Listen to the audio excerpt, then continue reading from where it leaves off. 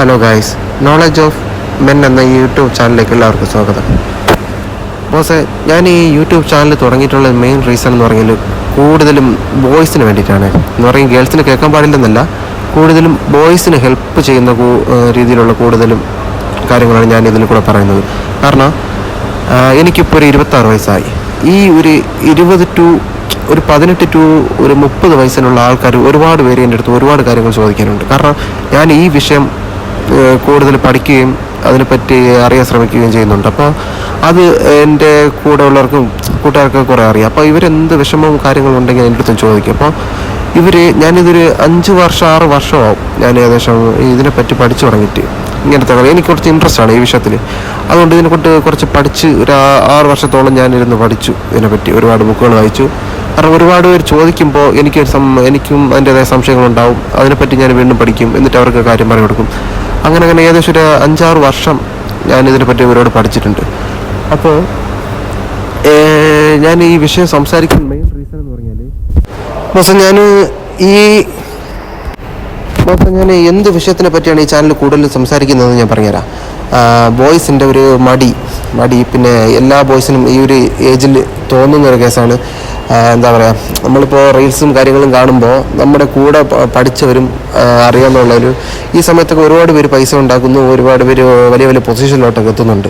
പക്ഷേ ഇതൊക്കെ കാണുമ്പോൾ നമുക്ക് ഈ തോന്നലും പിന്നെ ഈ മോട്ടിവേഷൻ വീഡിയോസ് കാണുകയല്ലാതെ ഇതിലോട്ടൊന്ന് ഇറങ്ങിച്ചെല്ലാനോ തോന്നിയതുപോലെ നല്ല ജോലികൾ ചെയ്ത് പൈസ ഉണ്ടാക്കാനോ പിന്നെ എന്താ പറയുക എല്ലാവരും പോലെ ആക്റ്റീവായിട്ട് നടക്കാൻ നമുക്ക് പറ്റുന്നില്ല. നമ്മൾ ഈ ചുരുണ്ട് കൂടി കിടക്കുക, അത് എന്തുകൊണ്ട്, അങ്ങനത്തെ വിഷയങ്ങൾ. പിന്നെ മടി, ബോയ്സിൻ്റെ മെയിൻ ഇഷ്യൂ മടി. പിന്നെ ഈ വയസ്സിൽ തോന്നുന്ന വിഷമങ്ങൾ, അനാവശ്യമായിട്ട് എല്ലാവരും ഇത് ചെയ്യുന്നുണ്ടല്ലോ നമുക്ക് മാത്രമൊന്നും കഴിയുന്നില്ല എന്നുള്ള വിഷമങ്ങൾ. അത് എന്തുകൊണ്ടാണ് വരുന്നത്, എങ്ങനെ മാറ്റാം, കൂടുതലും ഇങ്ങനെയുള്ള വിഷയങ്ങളാണ് ഞാൻ ഇതിൽ കൂടുതൽ സംസാരിക്കുന്നത്. പക്ഷേ ആദ്യം തന്നെ ഞാനൊരു കാര്യം പറയാം. ഞാൻ പറയുന്ന കാര്യങ്ങൾ നിങ്ങൾ ലൈഫിൽ അത് ചെയ്താലേ നിങ്ങൾക്ക് ഗുണമുണ്ടാവും. വെറുതെ കേട്ടുപോയിട്ട് ഒരു കാര്യമില്ല. നിങ്ങൾ ലൈഫിൽ ചെയ്താലേ ഗുണമുണ്ടാവും. പിന്നെ പലരും ചോദിക്കും, ചെയ്യാനുള്ള സ്വിച്ച് ഇട്ടാൽ ശരിയാവും, എല്ലാം ശരിയാവും. പക്ഷേ ആ സ്വിച്ച് ഇടണമെങ്കിൽ ഒരു മനസ്സ് വേണ്ടേ? അതിന് വേണ്ടിയിട്ട് നമ്മൾ എന്ത് ചെയ്യേണ്ടതെന്ന് ആരും പറഞ്ഞു തരില്ല. അതും ഞാൻ പറഞ്ഞുതരാം, അതിനെന്താണ് ചെയ്യേണ്ടതെന്ന്. ആദ്യം തന്നെ ഞാൻ ഈ വിഷമങ്ങൾ എങ്ങനെ ഉണ്ടാവുന്നതെന്ന് ഞാൻ പറഞ്ഞുതരാം. അതിനുശേഷം ഇതെങ്ങനെ മാറ്റുന്നതെന്ന് പറഞ്ഞുതരാം. കാരണം എല്ലാം കൂടെ പറഞ്ഞു കഴിഞ്ഞാൽ നിങ്ങൾക്കത് ഫുള്ളായിട്ട് മനസ്സിലാവില്ല. കാരണം ഇതിൻ്റെ പുറകെ ഒരുപാട് കാര്യങ്ങളുണ്ട്. ഒന്നാമത്തെ മെയിൻ റീസൺ എന്ന് പറഞ്ഞാൽ നമുക്ക് ഒന്നും ചെയ്യാൻ തോന്നാത്തതും പിന്നെ ഓരോ മോട്ടിവേഷൻ വീഡിയോ കാണുമ്പോൾ നമുക്ക് ചെയ്യാൻ തോന്നുന്നതും പിന്നെ അതൊന്നും പ്രാവർത്തികമാക്കാൻ പറ്റാത്തതിനുള്ള മെയിൻ റീസൺ കാരണം എന്ന് പറഞ്ഞാൽ നമ്മുടെ ഈ ഫോൺ ഉപയോഗം മൊബൈൽ ഫോൺ തന്നെ. അതായത് നമ്മൾ ഈ റീൽസ് കാണുന്നില്ലേ, നിങ്ങൾ ഒരു സിനിമ കണ്ടോ, എന്നാൽ ഇത്രയും പ്രശ്നം വരില്ല. ഒരു സിനിമ കാണുകയോ അല്ലെങ്കിൽ എന്തെങ്കിലും എന്താ പറയുക വാർത്തകൾ കേൾക്കുകയോ, ഇതൊന്നും ഇത്രയും വലിയ വിഷയങ്ങളല്ല. പക്ഷേ ഒരു സൈലൻ്റ് ആയിട്ടുള്ള ഒരു പാട്ട് കേൾക്കുന്ന പോലെ ഇത്ര പ്രശ്നമല്ല. പക്ഷേ നിങ്ങൾ ഈ ഇൻസ്റ്റാഗ്രാമിലൊക്കെ നിങ്ങൾ സ്ക്രോൾ ചെയ്ത് കാണുന്നില്ലേ ഓരോ വീഡിയോസ്, അതായത് കോമഡി വീഡിയോസ്, മോട്ടിവേഷൻ വീഡിയോസ്, അതിനിടയ്ക്ക് കുറേ പാട്ടുകൾ, അങ്ങനെ ഇങ്ങനെ സ്ക്രോൾ ചെയ്യുന്ന ഈ പരിപാടി നിങ്ങളുടെ ബ്രെയിനിനെ ആകെ താളം തെറ്റിക്കും.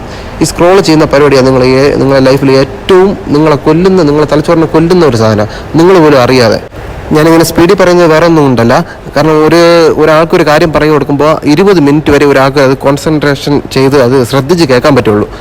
20 മിനിറ്റ് വരെ സമയമുള്ളൂ. 20-30 മിനിറ്റ് അതിനകത്ത് അങ്ങനെ കോൺസെൻട്രേഷൻ നഷ്ടപ്പെടും. പിന്നെ ഒന്നും ശ്രദ്ധിക്കാൻ പറ്റില്ല. അതുകൊണ്ടാണ് ഞാൻ മാക്സിമം 20 മിനിറ്റിനകത്ത് ഞാൻ ഈ സംഭവം തീർക്കാൻ നോക്കുന്നത്. അതുകൊണ്ടാണ് ഞാൻ സ്പീഡാണ് പറയുന്നത്, വേറെ ഒന്നും കൊണ്ടല്ല.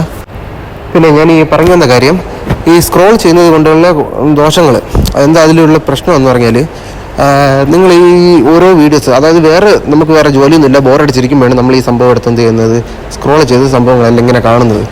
ഈ കാണുമ്പോൾ നമ്മുടെ തലച്ചോറിൽ ഡോപ്പമൈൻ എന്ന് പറഞ്ഞൊരു ദ്രാവകം ഉൽപ്പാദിപ്പിക്കപ്പെടുകയാണ്. ഡോപ്പമൈൻ, അതായത് തലച്ചോറിന് ഏറ്റവും ഇഷ്ടമുള്ള സാധനമാണ് ഈ ഡോപ്പമൈൻ. ഈ തലച്ചോറ് ഈ ഡോപ്പമൈനിന് വേണ്ടിയാണ് എപ്പോഴും വെയിറ്റ് ചെയ്തിരിക്കുന്നത്. അതായത് തലച്ചോറിന് അധികം സ്ട്രെസ് എടുക്കാതെ ഡോപ്പമൈൻ ഫ്രീ ആയിട്ട് കിട്ടണം.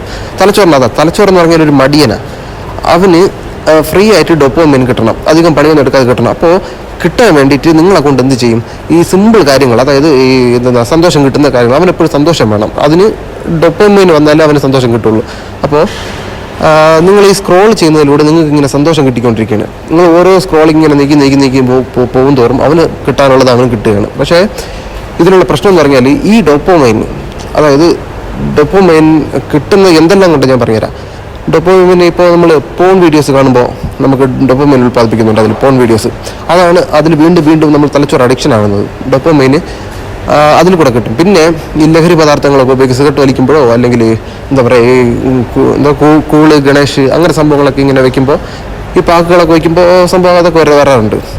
പിന്നെ അല്ലാതെ മദ്യപിക്കുമ്പോഴോ പിന്നെ മാസ്റ്റർബേഷൻ ചെയ്യുമ്പോൾ അപ്പോഴൊക്കെ ഈ ഡൊപ്പോമൈൻ നമ്മുടെ തലച്ചോറിൽ ഇങ്ങനെ ഉൽപ്പാദിപ്പിക്കും. അപ്പോൾ അതായത് ഇതേ സംഭവം തന്നെയാണ് നമ്മൾ എന്താ പറയുക ഒരു ബെൻസ് കാറ് വാങ്ങുകയോ നമ്മൾ ജോലി ചെയ്ത് പൈസ ഉണ്ടാക്കിയിട്ട് ഒരു ബിസിനസ് സ്റ്റാർട്ട് ചെയ്യുകയോ ബെൻസ് കാറ് വാങ്ങുകയോ അല്ലെങ്കിൽ എന്താ പറയുക ലക്ഷറി ആയിട്ട് ജീവിക്കുകയോ നമ്മളെ ലൈഫ് ഒന്ന് സക്സസ് ആകുമ്പോഴും ഈ ഡൊപ്പോമൈൻ തന്നെയാണ് ഈ തലച്ചോറിന് കിട്ടുന്നത്. പക്ഷേ തലച്ചോറിന് മടിയല്ലേ, തലച്ചോറിന് മടിയനാണ്. അതുകൊണ്ട് തലച്ചോറിന് കഷ്ടപ്പെട്ട് പണിയെടുത്ത് ഈ വിജയത്തിലോട്ട് പോയിട്ട് ആ ഡൊപ്പോമൈൻ കിട്ടാൻ തലച്ചോറിന് ഭയങ്കര ബുദ്ധിമുട്ടല്ലേ. കുറേ സഞ്ചരിച്ചിട്ട് വേണ്ടേ, കുറേ കഷ്ടപ്പെട്ടിട്ട് വേണ്ടേ, നിങ്ങളെ കൊണ്ട് ഒരുപാട് പണിയെടുപ്പിച്ചിട്ട് വേണ്ടേ ഈ സാധനം കിട്ടാൻ. അപ്പോൾ എളുപ്പത്തിൽ കിട്ടുന്ന ഒരു സാധനമാണ് ഈ പോൺ വീഡിയോസ് കാണുന്നതും പിന്നെ ഈ എന്താ പറയുക ഇൻസ്റ്റാഗ്രാമൊക്കെ ഇങ്ങനെ സ്ക്രോൾ ചെയ്ത് കാണുന്നതും ഇങ്ങനെ. അപ്പോൾ തലച്ചോറ് മാക്സിമം നിങ്ങളെ ഈ കാര്യത്തിലോട്ട് നിങ്ങളെ കോൺസെൻട്രേഷൻ ചെയ്യാൻ സമ്മതിക്കുകയുള്ളൂ. കൂടുതലും എന്താ പറയുക ഇതേപോലെ പോൺ വീഡിയോസ് കാണുക, മാസ്റ്റർബേഷൻ ചെയ്യുക, മാക്സിമം ഇതിലോട്ടേ നിങ്ങളെ കൂടുതലും നിങ്ങളെ തലച്ചോറ് ആക്കുകയുള്ളൂ. അപ്പോൾ ഈ വലിയ വലിയ ലക്ഷ്യങ്ങളൊക്കെ അത് പെൻഡിങ്ങിൽ വയ്ക്കും. വലിയ വലിയ ലക്ഷ്യങ്ങൾ പുറകിൽ നിങ്ങളെ പോകുന്നില്ലെന്ന് അത് മാറ്റിയിട്ട് എന്തിനാണ് ഇപ്പോൾ അങ്ങോട്ടേക്ക് പോകുന്നത്, തൽക്കാലം നീ മാസ്റ്റർബേഷൻ ചെയ്തോ അല്ലെങ്കിൽ ഫോൺ വീഡിയോസ് തൽക്കാലം എടുത്ത് കാണും. ഇതാണ് നമ്മൾ ഡെവലപ്പ് ആവാത്തതിൻ്റെ മെയിൻ ഒരു റീസൺ. ഈ കാര്യങ്ങൾ ചെയ്യുന്നതുകൊണ്ടാണ് നമ്മുടെ ബ്രെയിൻ തന്നെ നമ്മളെ സമ്മതിക്കില്ല. നമുക്ക് തന്നെ തോന്നുന്നില്ലേ ആരോ നമ്മളെ തടുക്കുന്നു, ആരോ നമ്മളെ എന്താ പറയുക നമ്മളെ വലിയ വലിയ കാര്യങ്ങളിട്ട് നമ്മളൊരു കാര്യം ചെയ്യാൻ തീരുമാനിക്കുന്നു, പിന്നെ അതിൽ നിന്ന് മടിപിടിക്കുന്നു, ബാക്കിലോട്ട് പോകുന്നു, അതിന് ആരോ നമ്മളെ തടയുന്നു എന്നൊക്കെ നമുക്ക് തന്നെ തോന്നല്ലേ. അത് വേറെ ആരും അല്ല, നമ്മുടെ തലച്ചോറ് തന്നെയാണ്. നമ്മളെ തലച്ചോറിന് പണിയെടുക്കാൻ ഭയങ്കര ബുദ്ധിമുട്ടാണ്, ഭയങ്കര കഷ്ടമാണ്, അവന് മടിയനാണ് തലച്ചോറിന്. അപ്പോൾ അവന് കൊടുക്കേണ്ട എക്സസൈസ് ഞാൻ പറഞ്ഞുതരാം. അവൻ എന്ത് കൊടുത്താലാണ് തലച്ചോറ് പിന്നെ സ്ഥിരമായിട്ട് എന്താ പറയുക പിന്നെ വിജയത്തിലോട്ട് നോക്കി നടക്കുക. അതിന് മെയിൻ ചെയ്യേണ്ടത് വേറെ ഒന്നുമല്ല, ഈ കാര്യങ്ങൾ നിർത്തുക തന്നെ. അതായത് സ്ക്രോൾ ചെയ്യുന്ന പരിപാടി, ഇൻസ്റ്റാഗ്രാം, സോഷ്യൽ മീഡിയ ഉപയോഗിക്കുന്ന പരിപാടി, പിന്നെ ഈ ഫോൺ കാണൽ, പിന്നെ മാസ്റ്റർബേഷൻ നിർത്തൽ. പക്ഷേ ഇതൊന്നും ഒറ്റയടിക്ക് പറ്റില്ലെന്ന് എനിക്കറിയാം, എല്ലാവർക്കും അറിയാം. ഒറ്റയടിക്ക് ആരെങ്കിലും പറഞ്ഞ ഉടനെ നമുക്ക് അത് നിർത്താൻ പറ്റില്ല.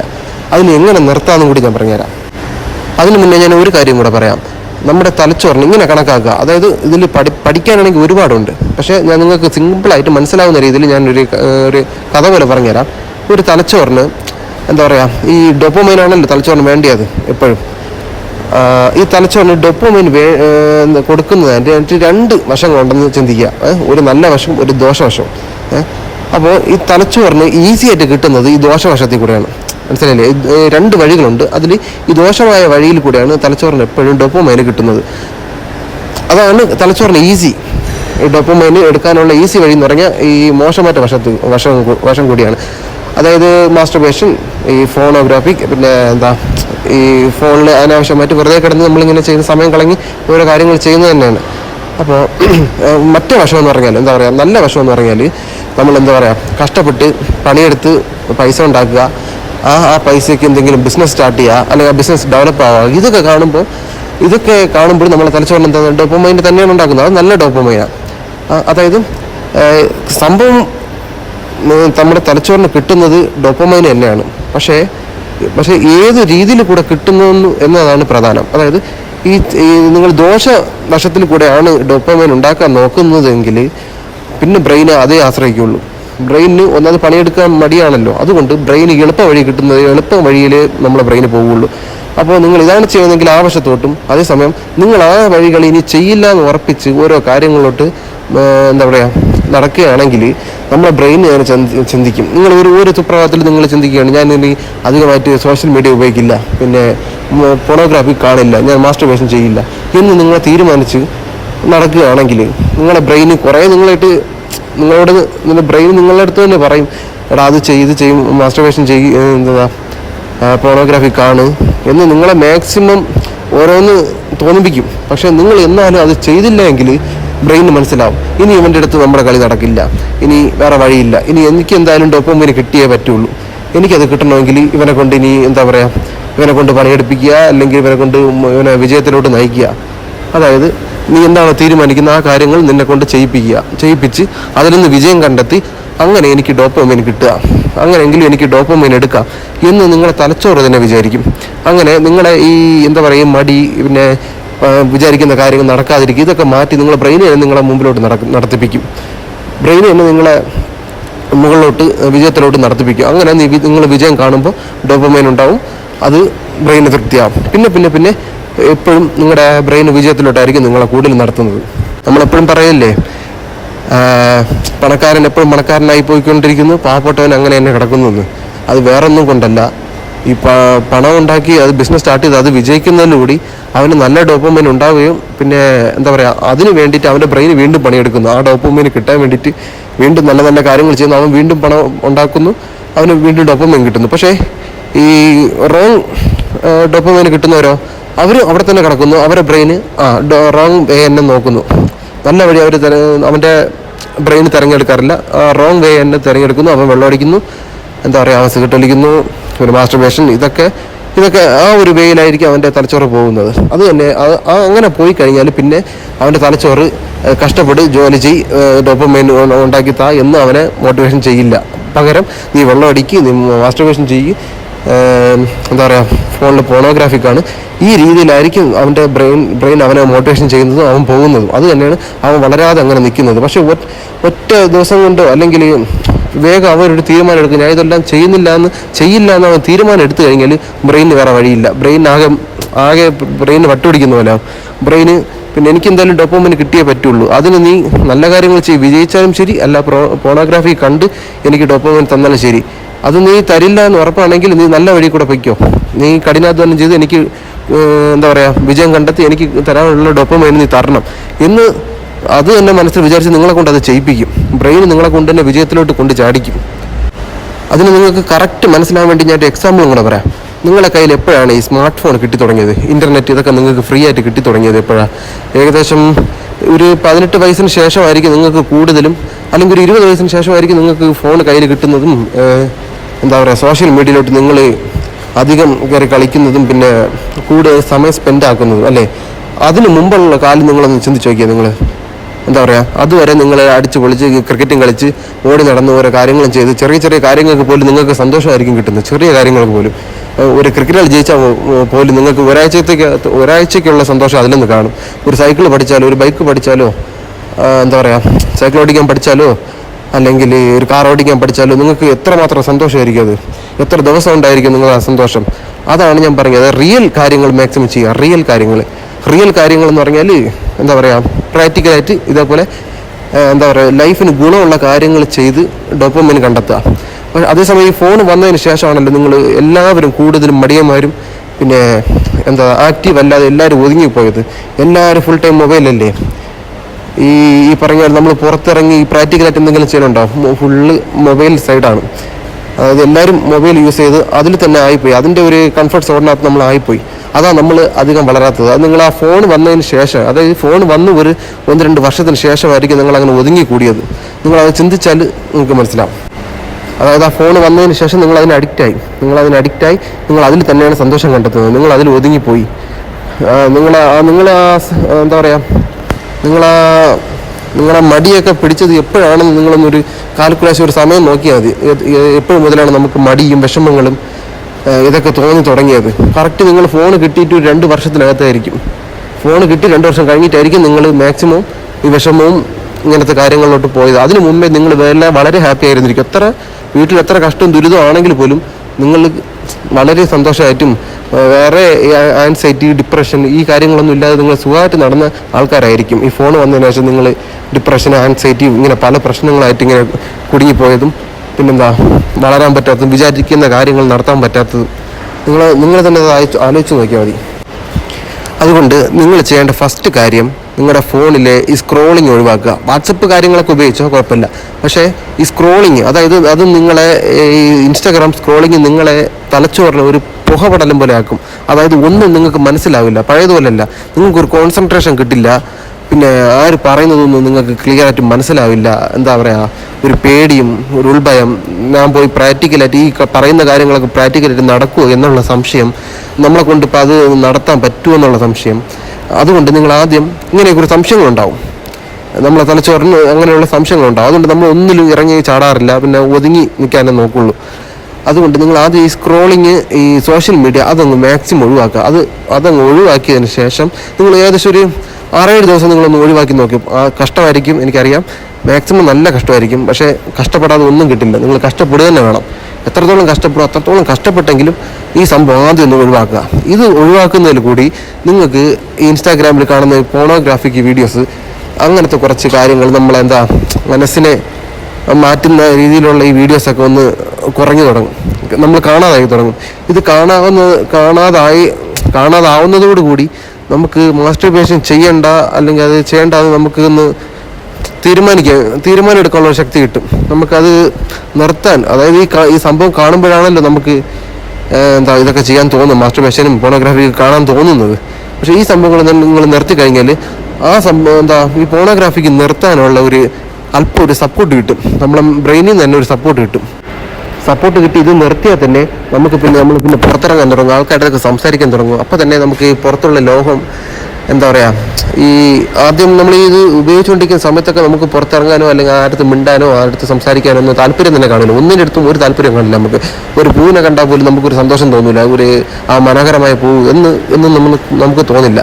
അതേപോലെ ഇപ്പോൾ നമ്മളിപ്പോൾ ഒരു എക്സാമ്പിൾ പറയുന്നു, ഒരുപാട് പെൺകുട്ടികൾ നടന്നു പോകുന്നതെന്ന് വെച്ചാൽ അതിൽ നമുക്ക് ഈ പെൺകുട്ടികളെ കണ്ടാൽ പോലും ചിലപ്പോൾ സാധാരണ ഗതിയിൽ അട്രാക്ഷൻ തോന്നണം.